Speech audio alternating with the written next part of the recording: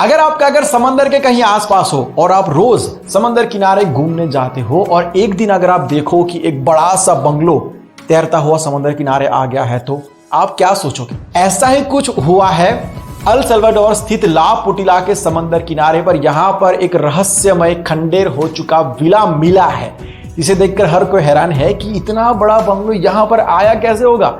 जैसे वो पानी की बोतल्स कचरा वगैरह आ जाता है ना समंदर किनारे पर, बिल्कुल ऐसे ही हालत में ये इतना बड़ा बंगलो मिला है। कहा जा रहा है कि ये विला किसी भयंकर तूफान का शिकार हुआ होगा।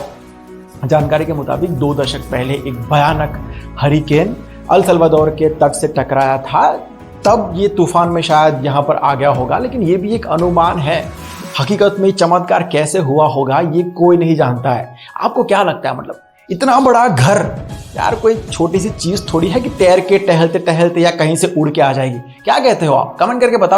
A few moments later. बहुत सारे लोगों के लिए खुशखबरी है कि टिकटॉक इंडिया में वापस आ रहा है, यानी कि फिर से हो सकता है। टिकटॉक की जो पेरेंट कंपनी है बाइट डांस, वो टिकटॉक के ऊपर सी लिखवा के, मतलब कि टीआई के टीओ के था ना, उसकी जगह पर टीआई सिक्के टीओ सिक्के ऐसे नाम चेंज करके इंडिया में वापस आ रही है। नया नाम, नई शुरुआत, ट्रेडमार्क रजिस्टर कर लिया गया है और ये वाला टिकटॉक इंडिया के आईटी रूल्स को फॉलो करेगा। और अगर कुछ गड़बड़ करेगा तो भाई फिर मजाक को साइड में रखे तो ये सब जो रूल्स है वो सिर्फ टिकटॉक के लिए नहीं है, सभी प्लेटफॉर्म्स के लिए है। हाल ही में व्हाट्सएप ने भी 20 लाख से ज्यादा इंडियन अकाउंट्स को बैन कर दिया जिन्होंने रूल्स को फॉलो नहीं किया। तो किसी भी प्लेटफॉर्म के ऊपर अश्लील, डराने वाला, धमकाने वाला, किसी को परेशान करने वाला, जातीय भेदभाव फैलाने वाला, नफरत बढ़ाने वाला, ऐसा कोई भी काम करेगा तो उसको बैन कर दिया जाएगा। और एक तरीके से देखा जाए तो ये सही रूल्स है, ऐसे होना ही चाहिए।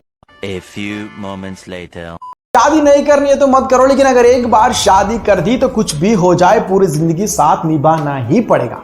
ये एक कानून है फिलीपींस का। यहां पर डाइवोर्स लेने का कोई कानून ही नहीं है, कोई सिस्टम ही नहीं है। फिलीपींस में क्या है, कैथलिक लोग सबसे ज्यादा रहते हैं और इनके धर्मगुरु मानते हैं कि डाइवोर्स इन कैथलिक होना धर्म का अपमान है। हिस्ट्री की बात करें तो फिलीपींस में 4 सदी तक स्पेन ने शासन किया था। उस दौरान वहां के ज्यादातर लोग ईसाई बन गए थे। 1898 में स्पेन और अमेरिका के बीच में वॉर हुआ, उसके बाद फिलीपींस पर अमेरिका ने कब्जा कर लिया। 1917 में एक कानून बनाया गया वहां पर कि अगर कोई देश का कानून तोड़ता है तो उस पर्सन से डाइवोर्स ले सकते हैं। फिर सेकंड वर्ल्ड वॉर में जापान ने फिलीपींस के ऊपर कब्जा किया, तब भी डाइवोर्स के ऊपर प्रतिबंध नहीं था। फिर 1950 में जब फिलीपींस आजाद हुआ तब फिर से कैथलिक चर्च के प्रभाव के अंदर डाइवोर्स बैन कर दिया।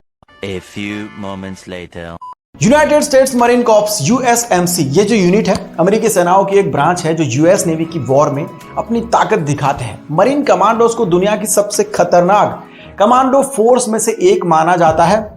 इन कमांडोज की ट्रेनिंग को किसी भी मिलिट्री सर्विस की ट्रेनिंग की तुलना में सबसे ज्यादा कठिन माना जाता है। इनकी सर्वाइवल ट्रेनिंग के ऊपर सबसे ज्यादा जोर दिया जाता है। ये कमांडो को जंगल में जिंदा रहने की टेक्निक सिखाई जाती है। वो जो ट्रेनिंग होती है बहुत ही ज्यादा चुनौती से भरी होती है। हर साल होने वाली वॉर एक्सरसाइज के दौरान हर कमांडो को कोबरा का खून पीकर अपनी योग्यता साबित करनी होती है। ये एक्सरसाइज को कोबरा गोल्ड नाम दिया है इन लोगों ने।